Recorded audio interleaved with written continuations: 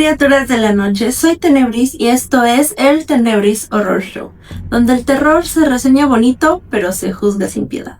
Voy a empezar esta reseña con una pregunta súper sencilla. ¿Cómo es posible que una película basada en uno de los universos de terror más grandes de internet termine sintiéndose más pequeña que muchos de los videos que la inspiraron? Y es que ese fue el sentimiento que me dejó Backrooms, y quiero aclararlo desde un inicio para que no haya confusiones. No me parece una mala película. Tiene una atmósfera muy bien trabajada, visualmente luce increíble y hay momentos donde realmente logra transmitir esa sensación incómoda de estar atrapado en un lugar que no debería existir. Y es que el problema no está en lo que hace, sino en lo que decide no hacer. Para entender mi crítica hay que pensar en qué son realmente las backrooms.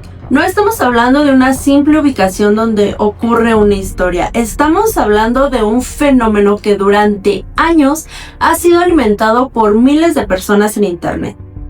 Es un universo lleno de niveles, criaturas, teorías, organizaciones, reglas extrañas y preguntas inquietantes sobre la realidad misma. Por eso, mientras veía la película no podía evitar sentir que estaba observando algo muchísimo más pequeño de lo que prometía realmente el concepto. En lugar de explorar ese enorme misterio, la historia dedica gran parte de su atención a Clark y su conflicto personal. Y aquí aparece la pregunta que me acompañó durante toda la película. ¿Estamos viendo una película sobre las backrooms o estamos viendo una película sobre Clark que simplemente se desarrolla dentro de las backrooms?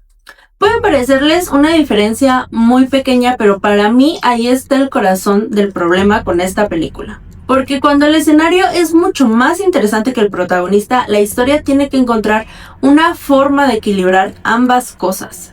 Y siento que esta adaptación nunca termina de lograrlo. Encontré algo en la tienda. ¿Qué encontraste? Un lugar. Encontré un lugar.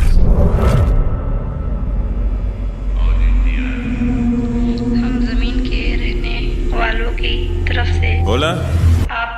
Dime quién eres. Sé que suena raro, pero tienes que creerme. Ese lugar es enorme. No digo que no te creo. Bien, voy a volver aquí con pruebas. ¿Listo? ¿Estás grabando? Sí. Bien, sígueme. Clark, ¿qué es esto? Eso es lo que intento descubrir. He venido aquí cada noche desde que descubrí este lugar y no he visto nada aún. Bien, vayamos despacio.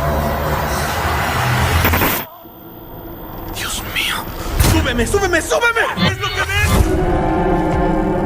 Todos estos cuartos, este lugar los creo. Es como un laberinto, no hay salida. A veces siento que me voy a perder. Clark, ¿puedes oírme? ¿Qué es esto?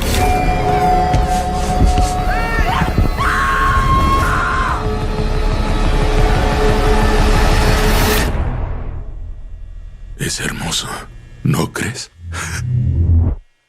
¿Hola?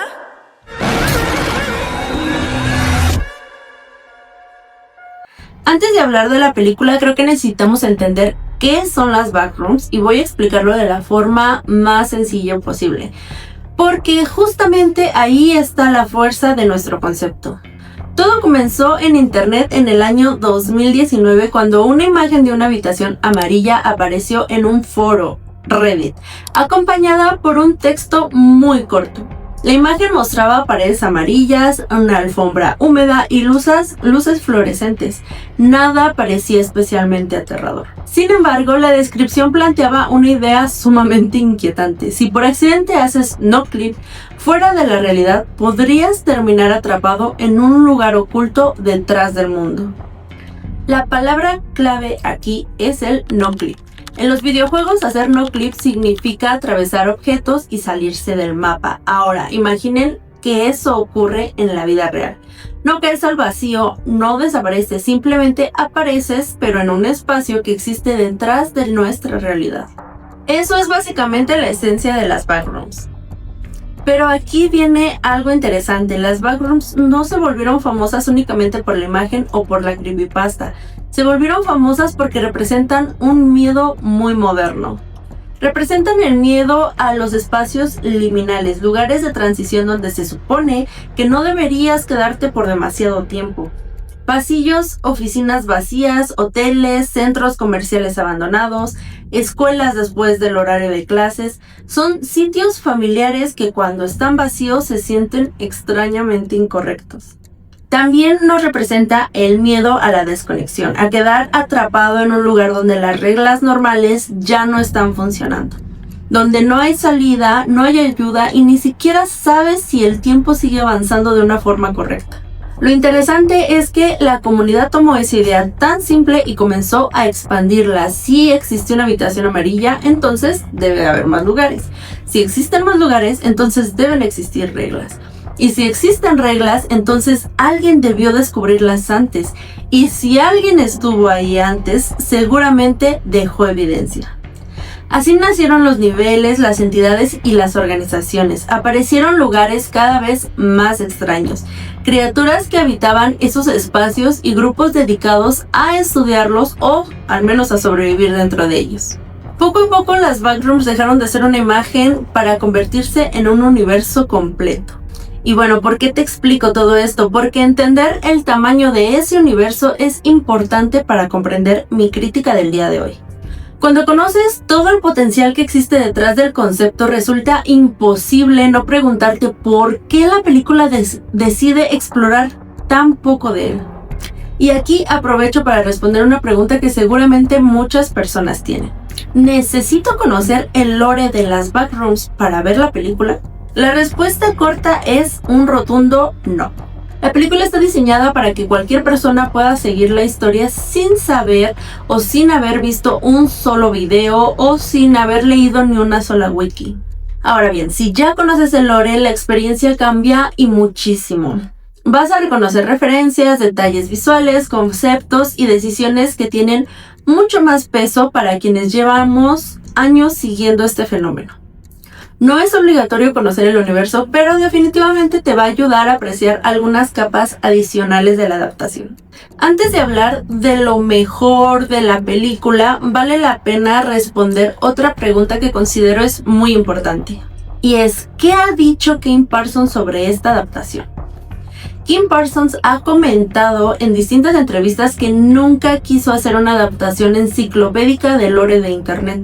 Su intención era contar una historia accesible para el público en general y construirnos una experiencia cinematográfica que pudiera funcionar incluso para quienes jamás habían escuchado hablar de las backrooms.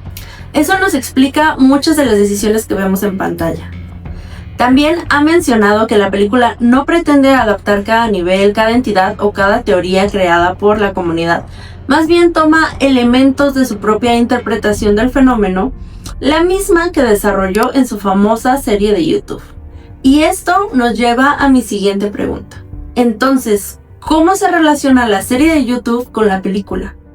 La película funciona casi como una expansión de las ideas que Kane representó en sus cortometrajes.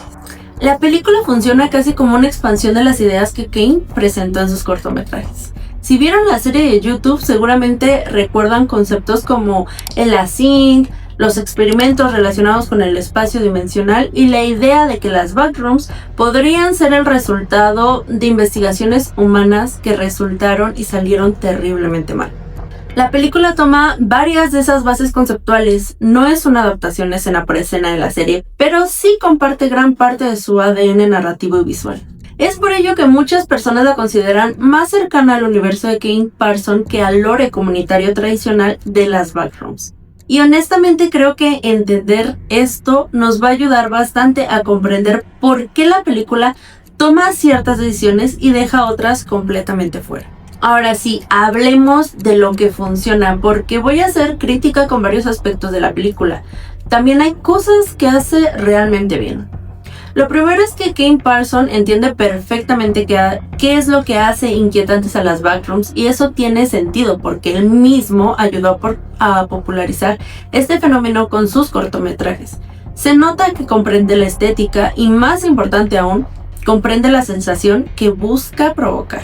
Muchas películas de terror intentan asustarnos llenando la pantalla de monstruos o sobresaltos constantes. Backrooms entiende que el miedo aquí funciona de una manera totalmente distinta. El terror no nace de lo que aparece frente a ti, nace de lo que podría aparecer, nace de nuestra incertidumbre. Hay escenas donde prácticamente no ocurre nada y aún así nos generan ansiedad. Un pasillo vacío, una esquina mal iluminada, una habitación que parece normal, pero transmite una sensación extraña. Son momentos donde la película demuestra que entiende el lenguaje del terror liminal. Si tuviera que explicarlo de forma sencilla, diría que las backrooms funcionan porque convierten lo cotidiano en algo incorrecto, porque todo nos parece familiar, pero a la vez nada se siente seguro, y cuando la película se enfoca en esa sensación realmente brilla. Visualmente es probablemente su mayor fortaleza. Hay secuencias donde el espacio mismo se convierte en el monstruo. Y eso era exactamente lo que esperaba ver. Ahora llegamos al punto donde la película empieza a perder fuerza. Voy a usar una comparación muy sencilla. Imaginen una película sobre Jurassic Park, donde los dinosaurios existen, pero la historia pasa la mayor parte del tiempo concentrada en los problemas personales de uno de los personajes. Y entonces los dinosaurios siguen ahí. Pues sí, claro, pero dejan de sentirse como el centro de la experiencia. Eso fue exactamente lo que yo sentí con Backrooms. Las Backrooms son la razón por la que la gente se interesa en esta historia. Son el misterio principal. Son el elemento único. Sin embargo, la película parece mucho más interesada en Clark que en el lugar donde está ocurriendo todo. Y no es que Clark sea un mal personaje, el problema es que está compitiendo contra un universo infinitamente más fascinante que él. Cada vez que la película parecía acercarse a una pregunta interesante sobre las Backrooms, regresábamos al conflicto personal de Clark. Cada vez que aparecía una oportunidad para descubrir algo nuevo sobre ese mundo, la narrativa volvía a enfocarse en él. Y como resultado, la sensación de exploración se vuelve muy limitada. El mundo deja de expandirse, el misterio deja de crecer y poco a poco uno empieza a sentirse que está observando siempre la misma parte del escenario. Por eso hablo de una oportunidad muy desperdiciada, no porque la película haga algo terrible, sino porque tenía la posibilidad de hacer muchísimo más. Y entonces, ¿Backrooms da miedo?